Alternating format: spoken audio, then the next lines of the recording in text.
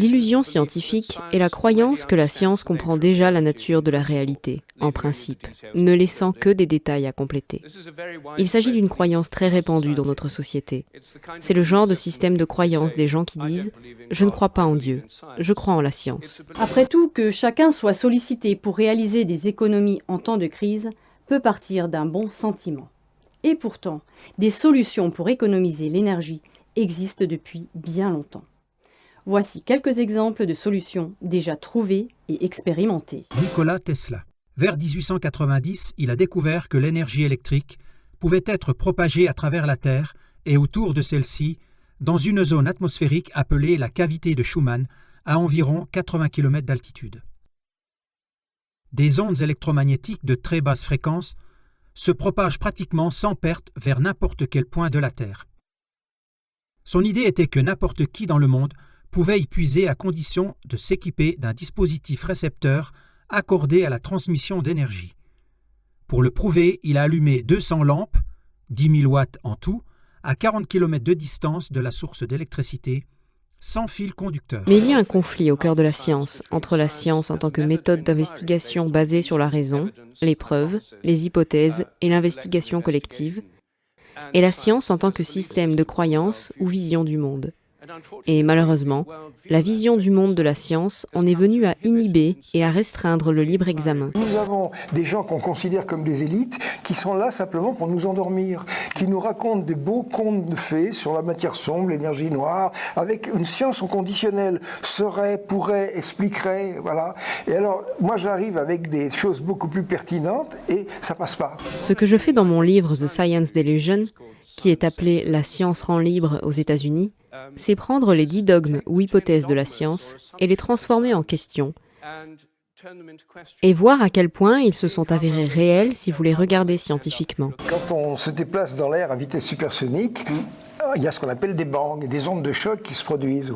Et ces ondes de choc, à un moment, je me suis dit, est-ce que c'est indispensable d'avoir ça? En fait, on peut s'en passer à condition d'agir sur les molécules d'air avec des forces électromagnétiques du genre « écarte-toi, j'arrive ». Le constructeur automobile Ford avait également déjà inventé au début du siècle dernier une voiture quasi inusable. Mais un produit qui ne s'use pas est une tragédie pour les affaires, lisait-on en 1928 dans une revue spécialisée. Donc, peu à peu, on a contraint les ingénieurs à créer des produits qui s'usent plus vite. On a fait ça en hydraulique, c'est pareil, quand vous avez un bateau qui avance, au bout d'un certain temps, il y a une vague d'étrave. Donc la question, est-ce qu'on peut enlever la vague d'étrave? Oui, on a enlevé la vague d'étrave. On enlève le frottement avec les molécules d'air, c'est ça? Oui, mais alors, le truc, c'est que grâce à ça, on évite l'échauffement. Et quand vous avez des pays occidentaux qui disent on va faire de l'hypersonique, ça va être Mach 5 et 6, pas plus. Parce qu'au-delà, c'est pas possible. Au-delà, c'est la MHD. Les températures sont trop élevées. Les solutions énergétiques et écologiques existent déjà. Malheureusement, celles qui ont été mentionnées et bien d'autres ont un point commun. C'est d'avoir été cachées volontairement au public, censurées, et même le nom de Nikola Tesla a été rayé des livres d'histoire et des scientifiques ont été assassinés. Les 10 dogmes qui constituent la vision du monde par défaut de la plupart des gens instruits dans le monde entier sont d'abord que la nature est mécanique ou machine. L'univers est comme une machine. Les animaux et les plantes sont comme des machines. Nous sommes comme des machines. En fait, nous sommes des machines. Ectolife allows infertile couples to conceive a baby and become the true biological parents of their own offspring. A single building can incubate up to 30,000 lab-grown babies per year. Ectolife allows your baby to develop in an infection-free environment. Dogme 8. Votre esprit est dans votre tête. Toute votre conscience est l'activité de votre cerveau et rien de plus. Dogme 9 qui découle du dogme 8, les phénomènes psychiques comme la télépathie sont impossibles.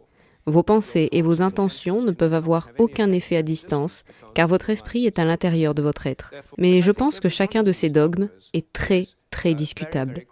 Et quand on y regarde de plus près, il s'avère qu'il s'effondre. The pods are equipped with a screen that displays real-time data on the developmental progress of your baby. These data are sent directly to your phone so you can track your baby's health from the comfort of your zone. The app also provides you with a high-resolution live view of your baby's development. 2 ans, je crois, un type me demande s'il peut venir chez moi. Bon, très bien. Il est envoyé par l'armée. Il émane de la recherche militaire. Il dit voilà, eh bien, vous avez dit par exemple que parmi les armes dont Poutine se réclamait, il y avait un missile de croisière supersonique propulsé par énergie nucléaire. Mais c'est pas de la MHD, là, c'est simplement la production nucléaire. Et alors, il y a une chose, c'est qu'un de ces missiles a explosé, et nos services secrets ont mesuré des relents, ce qui fait qu'on pense que c'est réel. Alors, ce qu'on vous propose, c'est est-ce que vous pourriez nous donner un petit rapport de 20 pages pour 3 000 €? Et là, il m'a expliqué que les militaires français avaient réalisé qu'ils étaient en retard, et ils ne savent pas quoi faire, donc ils comptent sur moi. Alors, je lui ai dit au bout de quelques heures, écoutez, j'aimerais bien vous rendre service, mais vous vous rendez pas compte que l'avance des Russes, c'est 1000 personnes pendant 30 ans. Nos pensées ne semblent pas être à l'intérieur de nos cerveaux. Nos expériences ne semblent pas toutes être dans notre cerveau. Votre image avec moi maintenant ne semble pas être à l'intérieur de votre cerveau.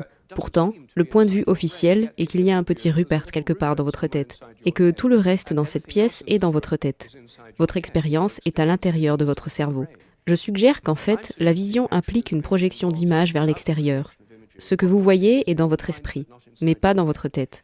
Nos esprits sont étendus au-delà de notre cerveau dans l'acte le plus simple qu'est la perception. Je pense que nous projetons les images que nous voyons et ces images touchent ce que nous regardons. Si je vous regarde de votre dos, sans que vous sachiez que je suis là, cela vous affecterait-il? Pouvez-vous sentir mon regard? Il existe de nombreuses preuves que les gens peuvent avoir le sentiment d'être dévisagés, ce qui est une expérience extrêmement courante. Et je pense que si nous remettons en question ces dogmes qui ont retenu la science si longtemps, la science connaîtra une nouvelle floraison.